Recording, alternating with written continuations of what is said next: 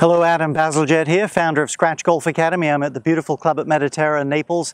Today's subject, how to create lag in the golf downswing. Well, we'll look at what it is. Most people know that, but we'll look at what it is. We'll look at how it's created, and I'll take you down a couple of pathways to work on it. There's some different sorts of tendencies golfers have. We'll have a look at a couple of clear ones there. I'll also show you a very cool teaching aid I've come across recently. I think will really help you get the feel. Hope this video is going to help you.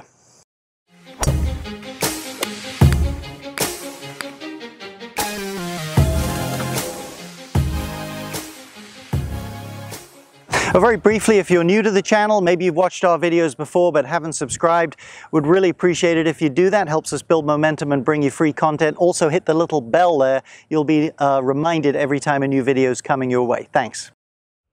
Justin Thomas on the left in his downswing, Fred Couples hitting a short iron on the right. So what is lag? Well, it's angle between the arms, we'll say left arm in this case, and the golf club. And that is called lag because the club is lagging behind the arms. Now, what does it do? Let's have a look at Fred here. He's just hitting, looks like a wedge here, but all that angle there creates tremendous speed when it snaps straight. So look how bent his wrists are there. Look how straight they are there. Tremendous amount of speed there at the critical moment. Another thing it does, if you look at his golf ball, the lag enables you to get your hands past the ball so that when the club does snap straight, it hits the ground where it should do, which is after the ball. So it helps with both speed and solid contact. Well, hopefully I had some lag there. Felt pretty good anyway. Here's a principle for you. When two things move in different directions at once, that's when you get lag. So hold a club, if you have one near you, up in front of you. Feel the weight of the club there. Now we'll start with just this. Push your hands on your hips forward a bit, but leave the club in the same spot. You'll start to feel an increase in angle there. Now let the club go back just slightly there. Very soft wrists. And then push forward. And if you let the club keep going, you're starting to experience lag. So it's two-way movement. Now here's a big key for you. Certainly it's not difficult to do it up here in front of you like that. But the longer the lever system, if you like, the more powerful the lag. Picture it this way. If I had a whip with a, I don't know how big whips are, but if it had a 5 or 6 foot whip, it would create a lot more snap than a 2-foot whip. So the further away from the club head you instigate this movement, the longer the lever system, the more energy. And that should be your core and your hips, not your arms and shoulders. So when the club's going back and I start to move my hips forward, then you're really starting to talk about some power. Let's have a quick look at a pro or two. We'll flesh this out and then we'll start working on it. Okay, we're going classic Arnold Palmer on the left in his younger years. What a physical specimen. Jack Nicklaus on the right. Arnie's hitting a driver, Nicklaus hitting an iron. So watch this. Now, this is just so impressive. Watch his body wind up. I grant you the normal physical specimen couldn't do that, but watch this change of direction as the club's still going back. Look at his lower body start forward, and look how it increases the wrist angle. Phenomenal flow. Is it any wonder he hit it so far? I got to caddy in his group when he was in his early 50s at Bay Hill one time, and it was certainly impressive to watch him. Watch Jack Nicklaus. Watch the hips already moving. So there's this two-way move. Club's going back just by a fraction. It's not like he's moved his hips that far. He's moved them both towards the target and he's rotated them a bit. But look at the effect that has on his wrists and his ability to create lag. Now we'll look at a very common tendency people have with their arms when they get all sloppy and soupy a little bit later in the video, and a way to work this lag in to help that as well. But for most people that I see, there's just too much tension, there's too much thrust. They won't let the club just react. Their wrists aren't mobile enough. Certainly the grip could be a component, because if your grip isn't down in the fingers enough, you don't have the mobility, but a lot of it's just sheer tension. Now if you watched my videos before, you've seen me use a towel, and of course you can't force a towel, so it's very easy to create some lag and some snap. But I came across recently a teaching aid I want to show you here that's really kind of fun. It's called the lag shot. It has plenty of flex, but not so much you can't hit the ball with it. And I've been using this thing lately with some students and having some good success with it. So let me try a shot with it. What I like about it is you don't think, you don't have to work on it. And like the towel, it almost lags for itself. So let's try one here. A little off to the right, but not bad. Let me show you slow motion, a couple of features of this, not just the lag shot, but how this thing's going to help you feel lag. So there I am in the studio about to hit this thing. There's three things I really get out of this, and three things I think you could learn regards lag. Number one, look at the flex in that thing. Number one, it's so flexible, you really can't force it down. So it teaches you a little bit of patience because it's just too soft to force. So you have some patience. Number two, because there's so much stored energy in the club, you start to innately realize you have to let that spring just to hit the ball. So in total, it teaches another power source. It's not brute force. It's storing energy and then it's releasing energy. So I don't have to work so hard to create some speed.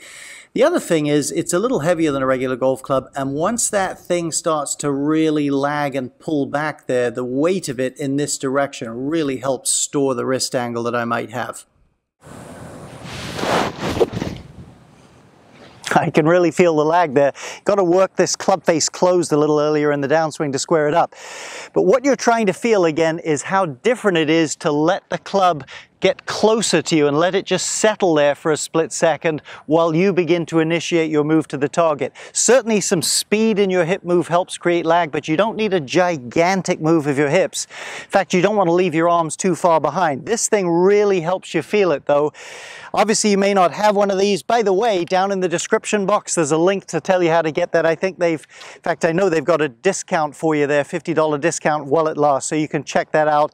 I asked them to put that down in the description box for you.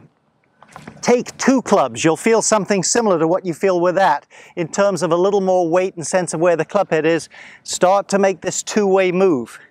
Again, I can really sense how that happens all by itself. That's the key. So here we go. Let's get my 7-iron here. I'm going to make a small one here, and I'm going to go, I need some grip pressure, but I'm going to go extra soft in the wrist. See if I can start to feel this. Yeah, I wouldn't want to be that soft in the wrist, but as I always say in my videos, if you watch them, you have to play around with things a little bit to discover some feel. You want to go extra bouncy, extra soft to learn this, then work your way back to something firmer. Yeah, I can really feel the club. It's not that difficult to do. Physics will do it for you. You have to change your mind where you get rid of that hit instinct. Now, there's another problem I commonly see. I mentioned this earlier in the video with people with their arms coming in, and you can work on lag and this at the same time. Let me show you on TV a student I was working with, then we'll give you some drills. All right, here's Mark. He was in for a golf lesson just the other day, and here's him early in the session, and he has a fairly classic kind of throw, too much force being applied to the golf club and the golf club's moving away from him.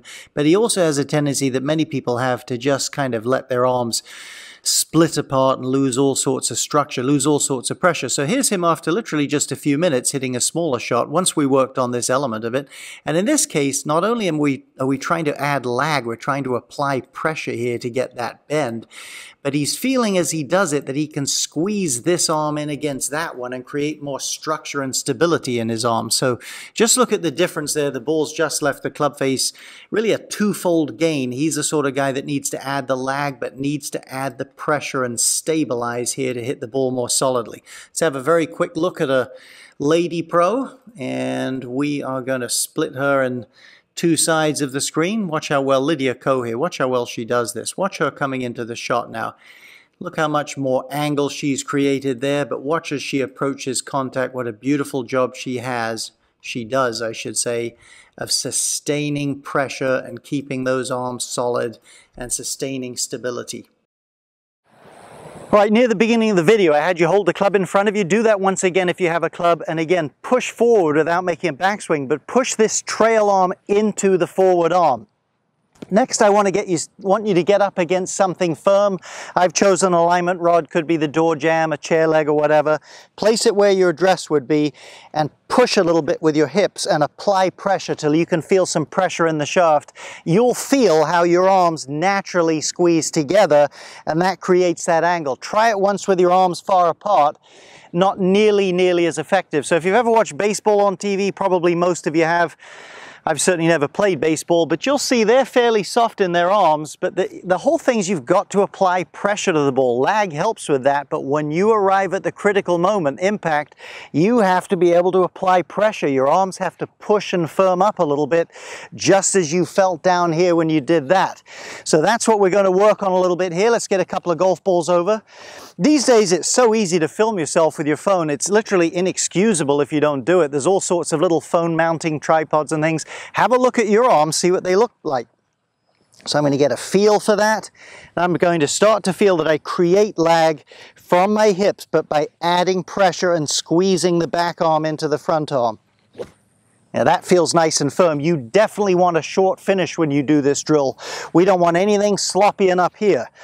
If you like this video, by the way, I'd really appreciate a thumbs up. It helps us build momentum at the channel. Let's try it again. So I know what my feel is. Now I'm trying to discern how to push that in and how to create lag from here as I bend that arm. A little behind the ball, but not too bad there. Got the right feel. This lag business bedevils people. It isn't that difficult if you just take the time to work on it a little bit. You understand the principles. We've showed you those.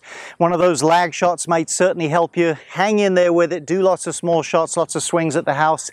Get the feel for it. You'll be the better off for it by far as a golfer.